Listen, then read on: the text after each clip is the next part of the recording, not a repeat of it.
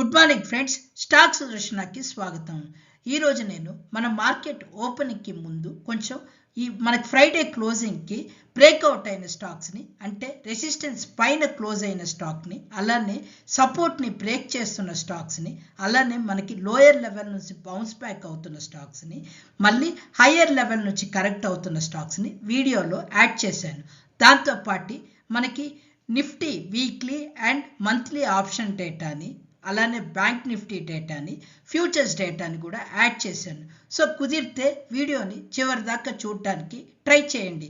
మీకు ఏ టైంలో అన్నా వీడియో వాల్యూ అని అనిపిస్తే please like, share and subscribe to our channel. Thank you. Standard disclaimer: I am sharing this only for educational and informational purpose. Please do not make any trade based on the view shared in the video. వీడియోలో మనం ఫర్దర్గా ఒక్కొక్క స్టాక్ని in detail analysis చేద్దాము. Good morning friends. మనకి ఈ వారం మన uncertainties అన్నీ తొలగిపోయి ఈ వారం మన మార్కెట్స్ పాజిటివ్గా వెళ్ళాలి అని చెప్పి కోరుకుంటూ వీడియోని స్టార్ట్ చేద్దాం. మనకి ఫ్రైడే క్లోజింగ్ టైంకి మనకి రెసిస్టెన్స్ దగ్గర క్లోజ్ అవుతున్న స్టాక్స్ కనుక చూసినట్టయితే మనకి సన్ ఫార్మా కనిపిస్తూ ఉంది. సన్ ఫార్మా కనుక చూసినట్టయితే లాస్ట్ వీక్ మార్కెట్ మనకి కొద్దిగా డౌన్ సైడ్ వెళ్తున్నా కూడా ఈ స్టాక్ మనకి కొద్దిగా హయ్యర్ సైడ్ పర్ఫార్మెన్స్ చూపిస్తున్నట్టు కనిపిస్తూ ఉంది. ఇప్పుడు కనుక చూసినట్టయితే మనకి చాలా రోజులుగా ఈ స్టాక్ కొద్దిగా హయ్యర్ సైడ్ రెసిస్టెన్స్ చూపిస్తున్నట్టు తెలుస్తుంది. మీరు ఒకసారి ఇక్కడ చార్ట్ చూసినట్టయితే మనకి దాని యొక్క సపోర్ట్ 716గా కనిపిస్తుంది. ఇప్పుడు 1800 దగ్గర ఉంది. నెక్స్ట్ హై మనకి 1850 దగ్గర ఉంది. మేబీ కమింగ్ వీక్ ఈ స్టాక్ని మనం అబ్జర్వ్ చేయొచ్చు అనేది మన వాచ్ లిస్ట్లో యాడ్ చేసుకోవచ్చు. ఫ్రెండ్స్, ఇప్పుడు మనము లోయర్ లెవెల్ నుంచి కొంచెం బౌన్స్ బ్యాక్ అవడానికి ట్రై చేస్తున్న స్టాక్ కనుక చూసినట్టయితే జేకే టైర్స్ ఇండస్ట్రీస్ లిమిటెడ్. మనకి జేకే టైర్స్లో రీసెంట్గా ఒక మంచి ర్యాలీ వచ్చింది. ఈ ప్రైస్ నుంచి నియర్లీ 450 నుంచి 600 దాకా స్టాక్ వెళ్ళి మళ్ళీ తిరిగి ఒక లాస్ట్ 1 మంత్లో కరెక్షన్ అయ్యి తిరిగి 450 లెవెల్స్కి వచ్చి ఇప్పుడు కనుక చూసినట్టయితే లాస్ట్ 2 డేస్గా ఈ సపోర్ట్లో నిలబడుతున్నట్టు కనిపిస్తుంది. సో అప్పుడే మనము ఈ ప్రైస్ ఇక్కడ సపోర్ట్ తీసుకుంటుందా అనేది జడ్జ్ చేయడం కష్టము. బట్ చార్ట్ పరంగా ఇప్పుడు కనిపిస్తున్న వ్యూ పరంగా ఇక్కడ మనకి ఈ ప్రైస్లో ఒక సపోర్ట్ ఉన్నట్టు తెలుస్తూ ఉంది. ఆర్ఎస్ఐ కూడా మనకి ఫ్రమ్ లోయర్ నుంచి అబోవ్ 30 పైన మూవ్ అవుతున్నట్టు కనిపిస్తుంది. At the same time volumes కూడా కొంచెం పెరుగుతున్నట్టు కనిపిస్తుంది. ఫ్రెండ్స్, ఇప్పుడు కనుక మనం ఇంకొక లోయర్ లెవెల్లో బౌన్స్ బ్యాక్ అవుతున్న స్టాక్ కనుక చూసినట్టయితే దీపక్ ఫర్టిలైజర్స్ అండ్ పెట్రోలియం కార్పొరేషన్గా కనిపిస్తుంది. మనకి ఈ స్టాక్ యాక్చువల్గా అంతకుముందు చూసినట్టయితే లాస్ట్ ఇయర్లో మంచి రన్అప్ వచ్చింది. ఈ స్టాక్ ఈ లోయర్ లెవెల్ నుంచి మనకి నియర్లీ 1600 దాకా స్టాక్ హై మూవ్ అయ్యి అక్కడి నుంచి మనకి lower lows, lower highs form చేసుకుంటూ తిరిగి అది 52 వీక్ లోకి వచ్చినట్టు మనకు కనిపిస్తూ ఉంది. దాని ఇక్కడ మనం చూసినట్టయితే నియర్లీ 950 ఆర్ 974 దగ్గర ఈ ప్రైజ్లో కొంచెం కన్సాలిడేట్ అవుతున్నట్టు తెలుస్తుంది. ఇప్పుడు కనుక చూసినట్టయితే మనకి ఈ వారం ఓవరాల్గా స్మాల్ క్యాప్, మిడ్ క్యాప్ ఈ ఇండెక్స్ పడుతున్నప్పుడు కూడా ఈ స్టాక్ కొంచెం ఈ లెవెల్లో సపోర్ట్ తీసుకుంటున్నట్టు తెలుస్తూ ఉంది. సో ఆర్ఎస్ఐ కూడా మనకి అప్వర్డ్ డైరెక్షన్ అబోవ్ 30 మూవ్ అవుతున్నట్టు కనిపిస్తుంది. మేబీ ఇన్ కేస్ ఎవరన్నా ఇంట్రెస్టెడ్ ఉన్నట్టుంటే ఈ స్టాక్ని మీరు స్టడీ చేయడానికి ట్రై చేయండి. ఫ్రెండ్స్, ఇప్పుడు మనకి ప్రీవియస్ సపోర్ట్ని బ్రేక్ చేస్తున్న స్టాక్ కనుక చూసినట్టయితే మనకి ఐసిఐసిఐ బ్యాంక్గా కనిపిస్తుంది. ఇప్పుడు ఐసిఐసిఐ బ్యాంక్ చూసినట్టయితే మనకి యాక్చువల్గా ఈ స్టాక్ మనకి లాస్ట్ 1 ఇయర్గా ఒక కన్సాలిడేషన్లో రన్ అవుతుంది. ఇప్పుడు చూసినట్టయితే మనకి 1350 ఒక support, at the same time nearly 1450 ఒక రెసిస్టెన్స్గా కనిపిస్తుంది. ఇప్పుడు ఈ వారం మనకు చెక్ చేసినట్టయితే మార్కెట్ ఫాల్లో ఈ స్టాక్ అదర్ కొంచెం బ్యాంకింగ్ స్టాక్స్తో కంపేర్ చేస్తే ఈ స్టాక్ మనకి దాని యొక్క ప్రీవియస్ సపోర్ట్ని బ్రేక్ చేసి డౌన్ సైడ్ వస్తున్నట్టు తెలుస్తుంది. ఒకసారి వాల్యూమ్ కూడా చెక్ చేసినట్టయితే మనకి ఇక్కడ బేరిష్ సైడ్కి ఎక్కువ వాల్యూమ్స్ బిల్డ్ అవుతున్నట్టు అర్థమవుతుంది. ఆర్ఎస్ఐ కూడా మనకి నియర్లీ 30 దగ్గర ఉంది. ఇప్పుడు మనము హయ్యర్ లెవెల్ నుంచి కరెక్ట్ అవుతున్న ఒక స్టాక్ కనుక చూసినట్టయితే state bank of India SBIN.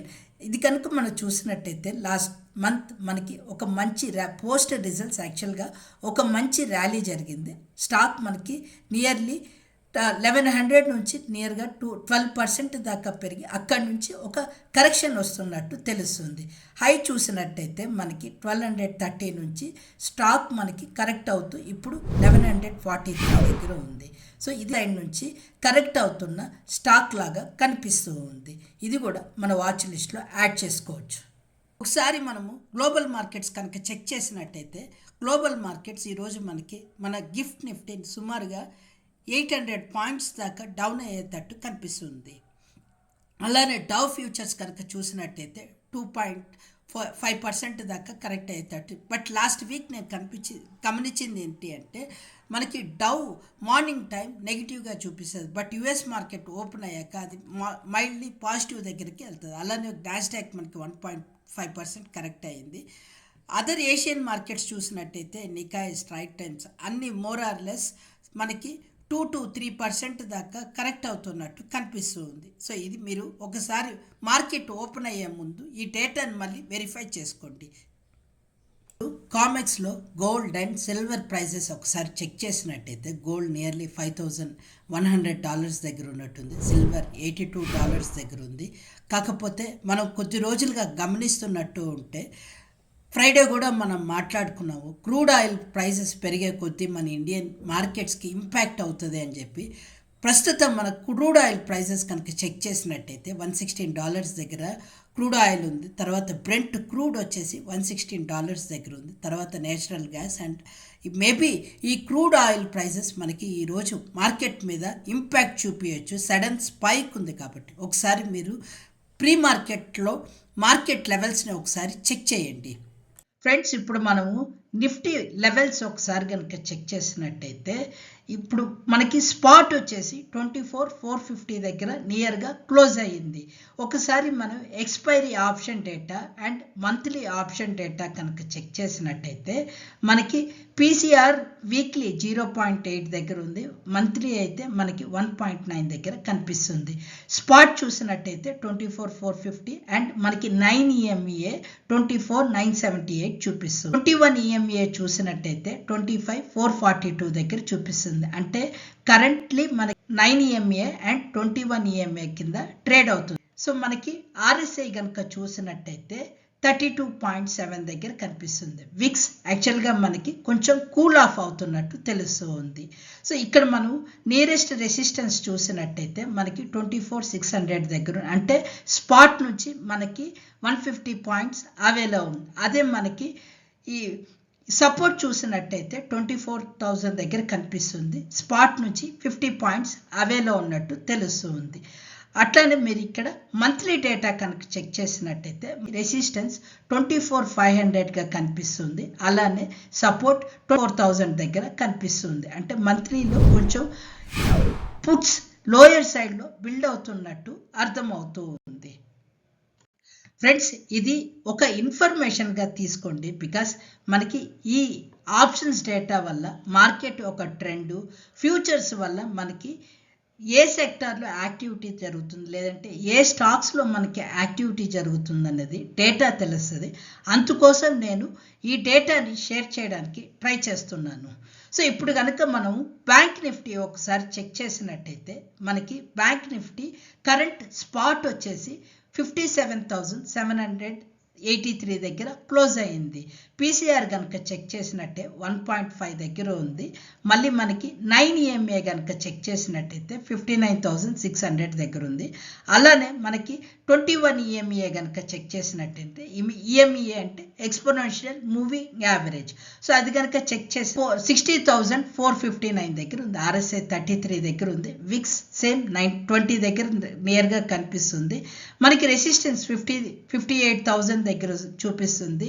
Support మనకి 57 దగ్గర చూపిస్తుంది. అంటే రెసిస్టెన్స్ 200 పాయింట్స్ కరెంట్ నుంచి అవేలో ఉంది. At the same time support నియర్గా 800 పాయింట్స్ దగ్గర అవేలో ఉన్నట్టు చూపిస్తుంది. మనకి మ్యాక్స్ పైన 58,900 దగ్గర కనిపిస్తుంది. హైయెస్ట్ ఓఐ కాల్స్ దగ్గర ఎక్కడ బిల్డ్ అయ్యి, అలానే పిఈ దగ్గర ఎక్కడ బిల్డ్ అయ్యాయి అనేది మీరు ఇక్కడ చూడొచ్చు. ఇప్పుడు మనం ఫ్యూచర్స్లో ఒకసారి లాంగ్స్ అండ్ షార్ట్స్ ఎక్కడ బిల్డ్ అవుతున్నాయో చెక్ చేసినట్టయితే ఫ్యూచర్స్లో మనకి బీడీఎల్లో ఎక్కువ, భారత్ డైనమిక్స్ లిమిటెడ్లో ఎక్కువ లాంగ్స్ బిల్డ్ అవుతున్నట్టు తెలుస్తుంది. నియర్గా మనకి ఫ్రైడే రోజు క్లోజింగ్ టైంకి 6% దాకా స్టాక్ పెరిగినట్టు తెలుస్తుంది. తర్వాత సీజీ పవర్, బిఈఎల్, ఏబీబీ, టీమార్ట్లో కూడా మనకి ఎక్కువ లాంగ్స్ బిల్డ్ అవుతున్నట్టు తెలుస్తుంది. మీరు అదర్ స్టాక్స్ ఇక్కడ చూడొచ్చు.